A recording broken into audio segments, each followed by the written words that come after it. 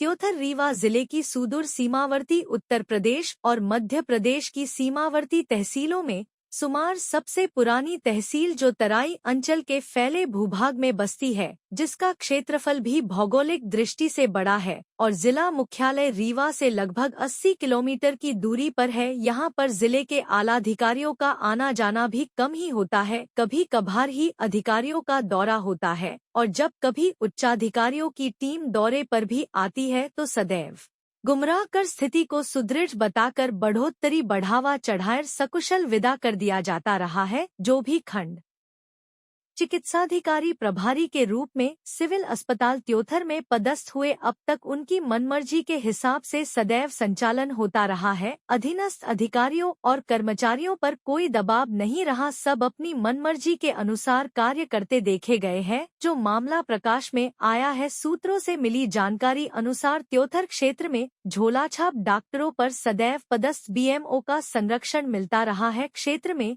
सैकड़ों की संख्या में अवैध क्लिनिक और पैथोलॉजी बंगाली डॉक्टरों की भरमार जैसे हो गई है। सिविल अस्पताल त्योथर के चंद कदमों की दूरी पर से ही अवैधानिक तरीके से झोलाझाप डॉक्टरों की पैथोलॉजी और क्लिनिकें संचालित हो रही है, तो दूर दराज के क्षेत्रों का क्या आलम होगा। केवल धनबल के सहारे संचालित हो रही है। खंड चिकित्साधिकारी ने जब पदभार संभाले तो लोगों को लगा और आसजगी कि अवैध झोलाछाप डॉक्टरों पर हंटर चलेगा। उन्होंने भी हमारे संवाददाता को आश्वस्त किया, किंतु कोई कार्यवाही न होना एक प्रश्न चिन्ह खड़ा कर रहा है। जो भी प्रभारी बन जाते हैं बनते ही सब भूल जाते हैं। देखना होगा कि चरण सिंह जी अब झोलाछाप डॉक्टरों पर कोई कार्यवाही करते हैं या पुराने पदचिन्हों पर ही चलेगे तह तो भविष्य के गर्भ में है। कार्यवाही न होने से स्पष्ट प्रतीत हो रहा है कि उनके संरक्षण में अवैध झोला छाप डॉक्टर्स की क्लिनिकें संचालित हो रही है और चंद खनकते सिक्कों की चमक से बीएमओ चरण सिंह भी घिरते नजर आ रहे हैं,